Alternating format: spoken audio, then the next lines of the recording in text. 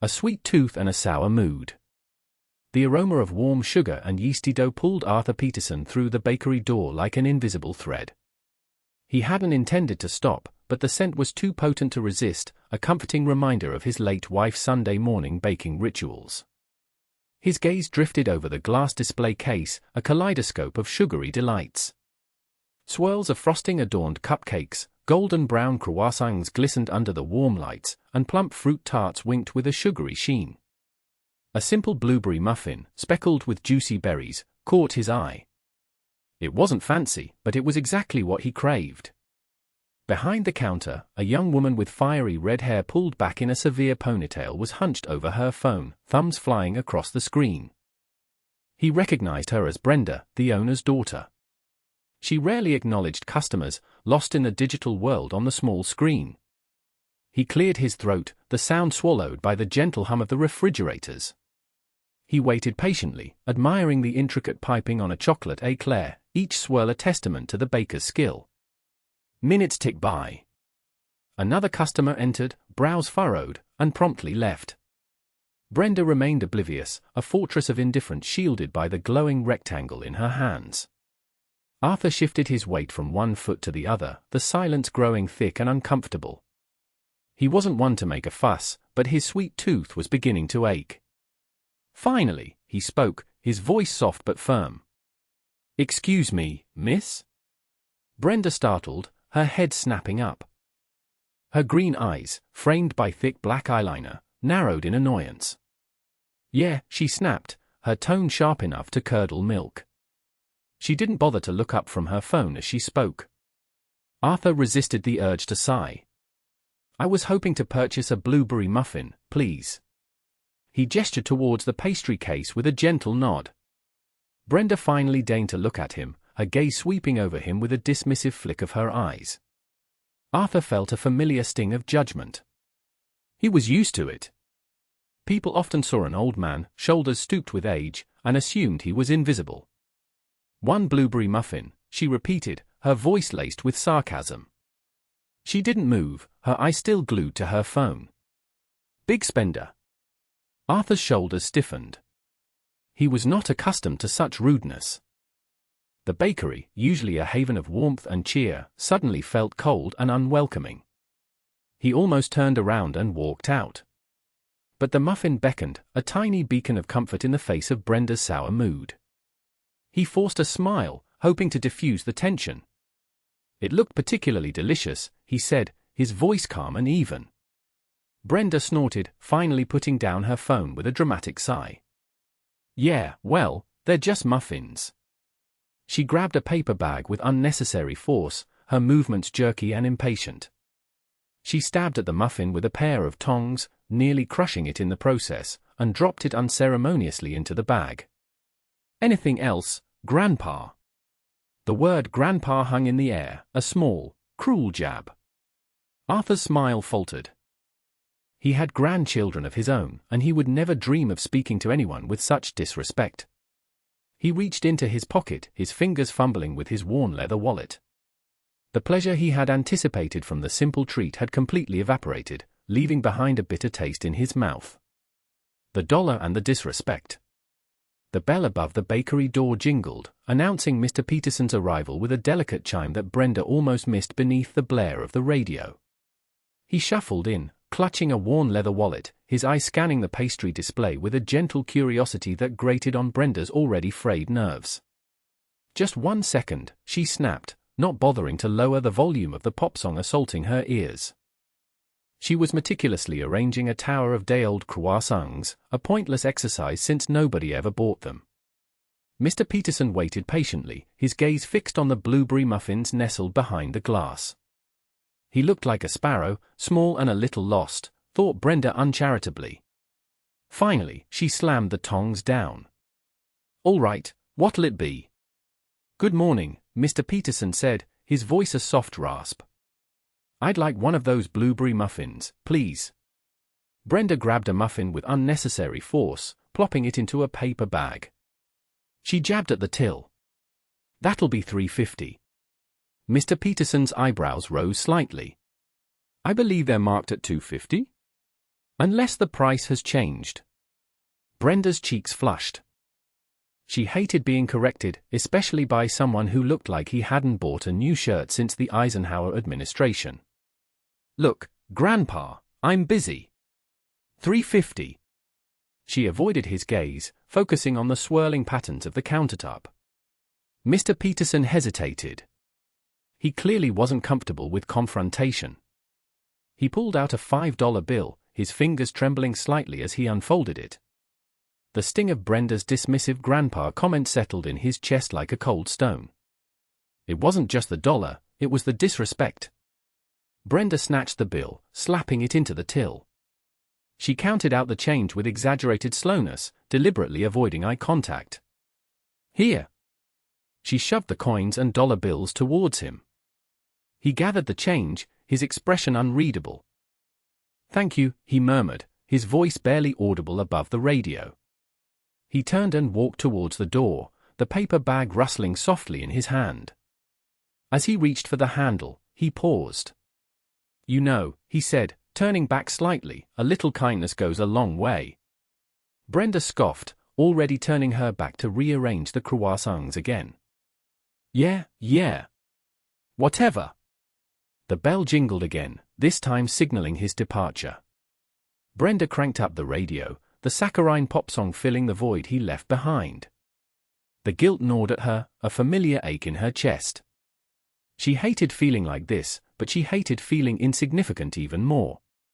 Pushing down the unpleasant feeling, she reminded herself that she was just doing her job.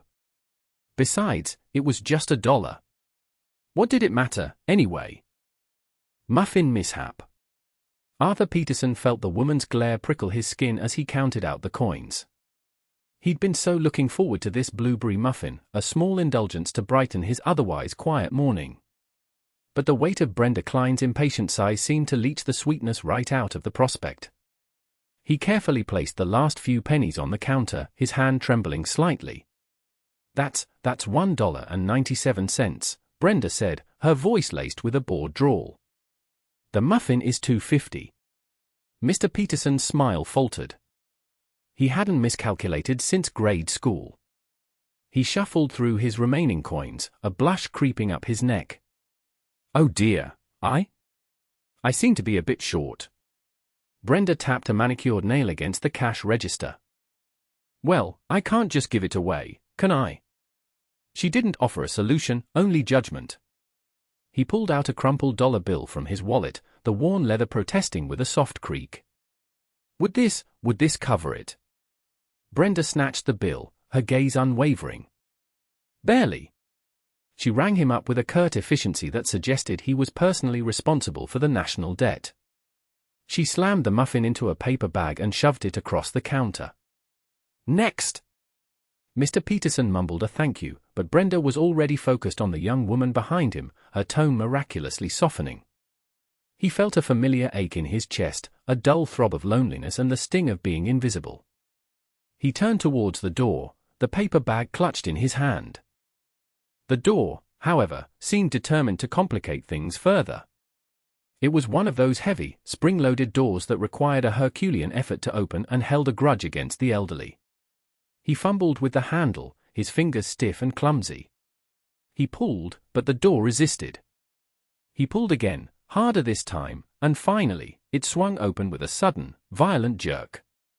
The force of the door, combined with his unsteady grip, sent the paper bag flying. The blueberry muffin tumbled out, landing with a soft, pathetic splat on the unforgiving linoleum floor. For a moment, Mr. Peterson simply stared at the ruined muffin, a dark stain blooming on the paper bag. It was a small thing, a mere muffin, but in that moment, it felt like the culmination of a lifetime of small indignities. Then, a sound cut through the silence, a sharp, high-pitched laugh. Brenda! He didn't need to turn around to know it was her. The sound was like a shard of glass, piercing his already wounded pride. He could feel the heat rising in his face, a burning wave of humiliation washing over him. He quickly bent to retrieve the ruined pastry, his hand shaking so badly he could barely grasp the bag. Brenda's laughter escalated, morphing into a snorting giggle. Oh my God, she managed to choke out between breaths, did you see that? That's just perfect. Mr. Peterson straightened up, his eyes stinging. He didn't say a word. He couldn't. He just turned and walked out of the bakery, leaving the fallen muffin and Brenda's cruel laughter echoing behind him. The sweetness he had craved had been replaced with a bitter taste he knew would linger long after he left the bakery behind. A witness speaks up. The bakery bell's chime felt like a cruel joke as Sarah pushed the door open. Usually, the sweet, spicy air would offer solace, but today, a leaden weight pressed down on her spirits. At the counter, a frail gentleman with gentle eyes struggled with his change. Brenda Klein, the cashier whose face habitually wore a scowl, tapped an impatient rhythm. "Move it along, Gramps." "Some of us are on a schedule," she drawled, dripping with disdain. A flush of red bloomed on Mr. Peterson's cheeks. A muffin slipped from his grasp, its sugary crown shattering on the linoleum. "Oh, my," he murmured, bending with difficulty to pick up the pieces. Brenda's eyes made a dramatic rotation. "Seriously? Just pay and go. And leave the mess. I'm not paid to clean up after you." Sarah felt a sickening twist in her gut. This injustice landed like a punch. She watched Mr. Peterson, his hands shaking visibly, finally assemble the right amount. He avoided looking up, his shoulders slumped in shame. As he shuffled away, Sarah approached the counter. Brenda was already engrossed in her phone, a self-satisfied smirk plastered on her face. "Excuse me," Sarah began, her voice edged with steel. Brenda glanced up, her expression instantly hardening. "Yeah? What's it to you?" "I witnessed how you spoke to that man," Sarah stated, her gaze unwavering. "It was completely uncalled for and utterly unkind." Brenda scoffed dismissively. "Give me a break." He was holding up the entire queue. "Some people need to learn the meaning of haste." "He's an elderly gentleman," Sarah countered, a tremor of anger entering her tone. He was clearly struggling. A modicum of patience wouldn't have been the end of the world. Instead, you opted to humiliate him. The aroma of burnt sugar now assaulted her nostrils. Brenda's smirk widened into a predatory grin. "Look, lady, I'm just doing my job. If he can't afford the treat, perhaps he should forego it." "This isn't about the muffin," Sarah replied, her voice trembling with indignation. "This concerns basic human respect. Everyone is entitled to dignity, irrespective of their age or financial status. You diminished him, made him feel insignificant. And that," she emphasized, leaning closer, "is a despicable thing to do." Brenda's eyes rolled skyward once more, a gesture that ignited Sarah's fury. "Whatever. Buying something, or just here to lecture?" Disappointment flooded Sarah as she locked eyes with Brenda. There was no reasoning with her. She turned her gaze towards Mr. Peterson, now seated alone at a small table by the window, his eyes lost in the outside world. He seemed utterly broken. "No," Sarah stated, pivoting towards the exit. "I will not patronize a business that condones such behavior." The cheerful jingle of the bell as she departed felt like a mocking peal. The taste of cinnamon and sugar transformed into an acrid bitterness in her mouth, a lasting reminder of anger and powerlessness. An unexpected salute. The bell above the bakery door jingled, announcing Mike's arrival. He stepped inside, the aroma of warm bread and cinnamon washing over him, a welcome contrast to the exhaust fumes clinging to his delivery van. But the comforting scent was immediately undercut by a sharp, irritated voice. "Sir, I told you, I can't just let you have it. This isn't a charity." Mike's gaze landed on the scene unfolding near the counter. A young woman, name tag reading a Brenda Klein, stood with her arms crossed, her expression pinched with annoyance. Facing her was an elderly man, his shoulders slumped, his face etched with a mixture of embarrassment and dejection. A blueberry muffin lay forlornly on the floor near his feet, a splatter of blue staining the pristine tile. I thought I had enough," the old man mumbled, his voice barely audible.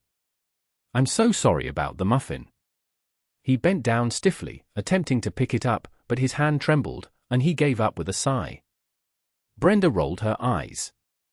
"Look, just go. I have other customers. Mike felt a surge of anger. He strode towards the counter, his boots thudding softly on the wooden floor. "Hold on a second," he said, his voice calm but firm. Brenda turned to him, her expression instantly sour. "Can't you see I'm busy?" Mike ignored her and focused on the elderly man. He knelt down, picking up the discarded muffin and placing it on the counter. "Don't worry about it, sir. Happens to the best of us." He looked at the man's face, at the lines around his eyes, the set of his jaw, and a memory sparked. He stood up straight, his eyes widening in recognition.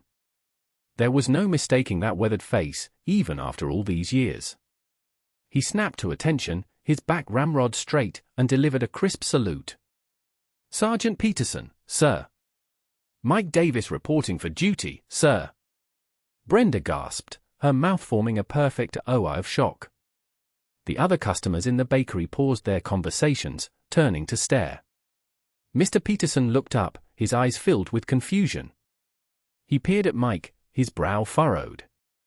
"Davis? Michael Davis? Is that really you, son?" A flicker of recognition sparked in his eyes. Mike lowered his hand, a warm smile spreading across his face. "Yes, sir. It's been a while, Sergeant. Didn't expect to see you here." He turned to Brenda, his voice hardening. "Sergeant Peterson here deserves a little respect. He earned it." He reached into his wallet, pulling out a $20 bill. "I'll take that muffin, and a coffee for the sergeant, black." He placed the bill on the counter, his eyes locked on Brenda's. She stood frozen, her face pale, the earlier impatience replaced by a dawning awareness of her misjudgment. The air in the bakery had shifted, the sweet scent of pastries now tinged with a palpable tension. "Sergeant Peterson's Vela." Mike's voice dropped, silencing the clatter of the bakery. "Brenda, do you even know who that was?" Brenda, cheeks flushed a mottled red, mumbled, "Just some old guy who dropped his muffin." Mike's eyes narrowed. "That old guy, Brenda, is Arthur Peterson.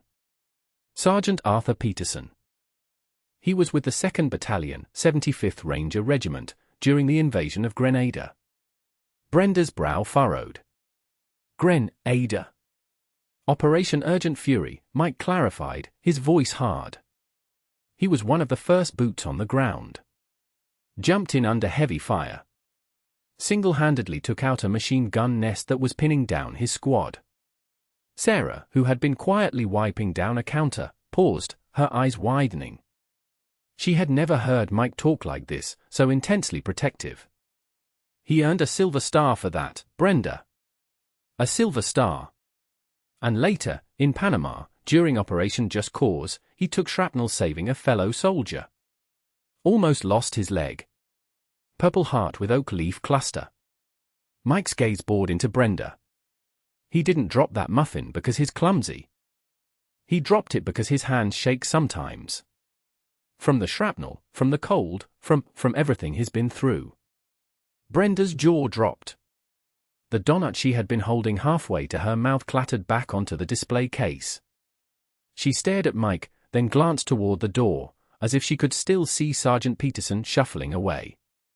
The image of the stooped, lonely figure was now overlaid with a starkly different picture, a young, fearless soldier leaping into danger.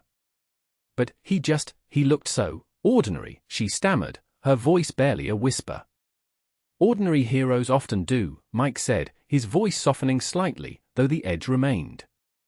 "They don't wear their medals on their sleeves. They don't expect parades. They just want a little respect.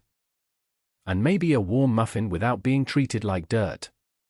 Sarah stepped forward, placing a hand on Brenda's shoulder.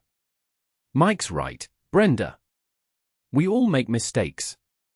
But this..." She trailed off, shaking her head. This was a big one. Brenda felt a wave of nausea wash over her. The weight of her actions, the casual cruelty she had inflicted, pressed down on her. Sergeant Peterson, a hero, reduced to scrounging for change in a bakery, humiliated by her. The image wouldn't leave her head. She swallowed hard, the donut suddenly tasting like ash in her mouth. A humble apology, Brenda's stomach lurched. The muffin smashed on the floor. And Mr. Peterson, his face crumpled like a discarded newspaper, staring at it with such profound sadness that it physically hurt to witness. She darted around the counter, her cheeks burning. "Oh, Mr. Peterson, I am so sorry." She knelt, the linoleum cold against her knees, and reached for the ruined pastry. Chocolate chips were scattered like tiny fallen stars across the grey tile. "Please, let me get that." Her voice trembled, a stark contrast to the sharp tone she'd used just moments ago. She gathered the pieces, her fingers clumsy with remorse. The sweet, yeasty smell of the muffin only amplified her shame. Mike Davis was suddenly beside her, his large hand gently covering hers. "Let me help, Brenda." He had a paper towel in his other hand, and he efficiently scooped up the remaining crumbs and discarded the mess in a nearby bin. Brenda rose, her eyes fixed on Mr. Peterson. He hadn't moved, hadn't said a word. He simply stood there, his shoulders slumped, his gaze fixed on the empty space where the muffin had been. The silence was deafening, punctuated only by the gentle hum of the bakery's refrigerators. "Mr. Peterson," she began again, her voice cracking. I made a terrible mistake. I was completely out of line. There's no excuse for how I treated you." Her eyes stung with unshed tears. She hated the pitying look she was now receiving from the other customers. She deserved them. Mike Davis stood tall, his presence a silent bulwark against any further offense. He looked at Brenda with stern eyes. Brenda swallowed hard, forcing herself to meet Mr. Peterson's gaze. "I judged you unfairly. I saw someone who was taking a little longer, and I jumped to conclusions. I didn't see you." She gestured helplessly, searching for the right words to convey the depth of her regret. "I am so sorry for being rude, for being disrespectful, and for ruining your muffin." She reached into her apron pocket, pulling out a crumpled $5 bill. "Please, let me replace it. And let me buy you a coffee. It's the least I can do." Mr. Peterson finally looked up, his eyes red-rimmed. There was a flicker of something in them, not anger, but something far more painful, disappointment. He shook his head slowly. "It's not about the muffin, young lady." His voice was raspy, barely a whisper. It's about being seen." He paused, his gaze drifting towards the window. "Sometimes, it feels like nobody sees me at all anymore. Forgiveness and understanding." Brenda's breath hitched in her throat. The words, "I'm so sorry," escaped before she could fully process them, hanging in the air like a fragile ornament. She hated the tremor in her voice, hated the hot flush that crept up her neck. But mostly, she hated the shame that crawled in her stomach, tighter and colder than a snake. Mr. Peterson looked at her, his blue eyes, previously clouded with hurt and humiliation, now held a flicker of something Brenda couldn't quite decipher. Pity, perhaps? Or something even more unsettling, understanding. He was still bent slightly, his hand hovering near the smeared remnants of his fallen muffin. Brenda wanted to disappear, to rewind the last 10 minutes and erase her callous words, her dismissive tone. Mike, bless him, took a step forward, his presence a solid anchor in the swirling chaos of Brenda's guilt. He gently straightened Mr. Peterson, his hand lightly touching the older man's arm. "Are you all right, sir?" he asked, his voice laced with genuine concern. Mr. Peterson nodded slowly. "Just a bit clumsy, I suppose." He straightened his back, a faint wince betraying a hidden ache. He then looked directly at Brenda. And then, he smiled. It wasn't a wide, beaming smile, but a soft, gentle curve of his lips that crinkled the corners of his eyes. It was a smile that held no malice, no resentment, just a quiet acceptance. "It's all right, dear," he said, his voice raspy but kind. "Everyone makes mistakes. We all say things we regret." He paused, his gaze drifting towards the floor, then back to Brenda. "The important thing is that we learn from them." Brenda's eyes stung. The kindness in his words was a sharp contrast to the harshness she had displayed. "But I was so rude. I didn't even. She trailed off, unable to articulate the depth of her ignorance. She hadn't bothered to see him as anything more than an inconvenience, an old man slowing down her line. You were busy, Mr. Peterson supplied gently. And perhaps a little stressed. I understand. He reached into his worn pocket and pulled out a crumpled tissue, dabbing at the crumbs on his trousers. The simple act of forgiveness, so readily offered, was a physical blow. Mike gave Brenda a pointed look, a silent message of approval for Mr. Peterson's magnanimity. He then turned back to Mr. Peterson. Let me get you another muffin, sir. On the house. He turned to Brenda. Brenda, could you? Brenda, still reeling, managed a shaky nod. She hurried to the display case, her movements clumsy and uncoordinated. She selected a blueberry muffin, the plump berries glistening under the warm lights. As she placed it in a small bag, her hands trembled. This wasn't just a muffin, it was a symbol of her failure, a tangible reminder of her prejudice. She handed the bag to Mike, avoiding Mr. Peterson's gaze. Here, she mumbled, her voice barely audible. Mike took the muffin and offered it to Mr. Peterson with a reassuring smile. Please, sir. With our apologies. Mr. Peterson accepted the bag with a nod. Thank you, young man. That's very kind. He offered Brenda another small smile, and this time, she managed a weak one in return. The shame was still there, a heavy weight, but it was now mixed with a glimmer of hope. Perhaps, just perhaps, she could learn from this. A lesson learned. The little bell above the door gave a tinny farewell as Sergeant Peterson departed, its sound a sharp counterpoint to the remorse tightening Brenda's stomach like a clenched fist. Mike, ever the silent support, continued to buff the spotless glass, the rhythmic circles a calm contrast to her inner turmoil. Finally, she confessed, I really blew it, Mike. He paused, his gaze direct and steady. Happens to the best of us, Brenda. It's about what you do to fix it. She leaned against the cool marble countertop, seeking solace in its chill. I was so quick to judge him.